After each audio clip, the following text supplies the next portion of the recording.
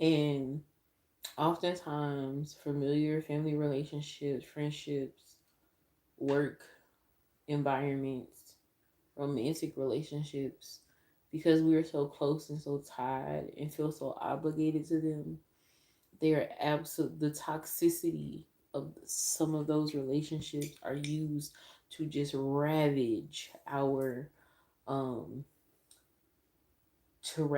our self belief, our self knowing, our self confidence, um, our self trust, our self worth. And before we know it, we don't even recognize ourselves because we were, first of all, taught to ignore um, our own knowing, that it's valuable, that we're voiceless, that our voices project out too much, that they're annoying, that they're disruptive, that they're dangerous, till we start drowning out our own voices and start making decisions to be in contact and in relationship with people that are absolutely our enemy. And we recognize that, but we don't have the tools or the capacity to see them as an enemy and move accordingly, because we have been so programmed and so abused into submission as little black girls. But we don't gotta stay there. Okay? Whew, that was a lot. That was a lot. Okay, so we talked about,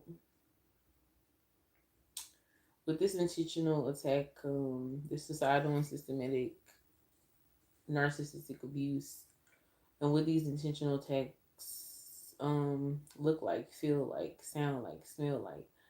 And now we're gonna move into what I call warfare a little bit more.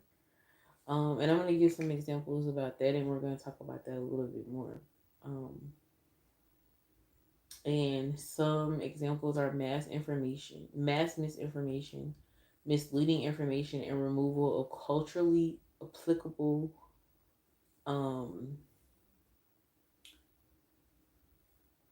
reproductive health education for Black women.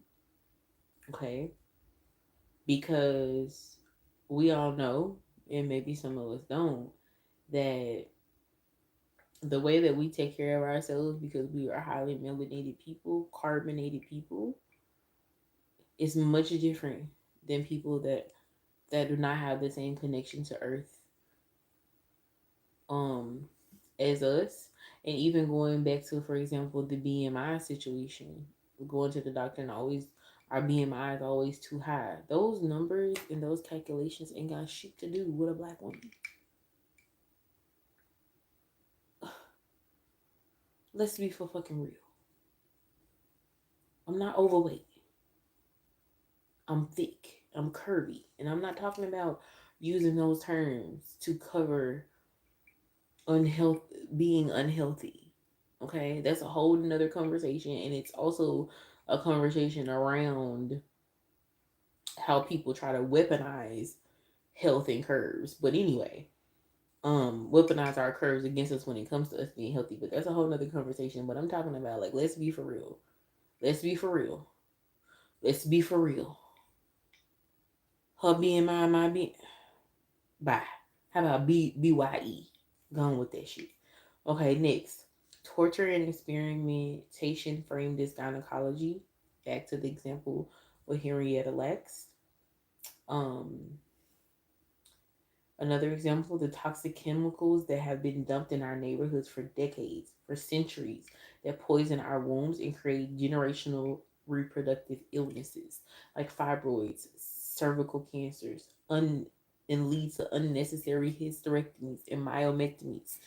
Um, Speaking specifically to the city that I'm from, which is Memphis, um, all of these toxic chemicals that have been intentionally dumped in our neighborhoods, that have literally, the Mississippi Valley, the Mississippi River, that have literally caused Black women to have generations and generations of generations, specifically of cervical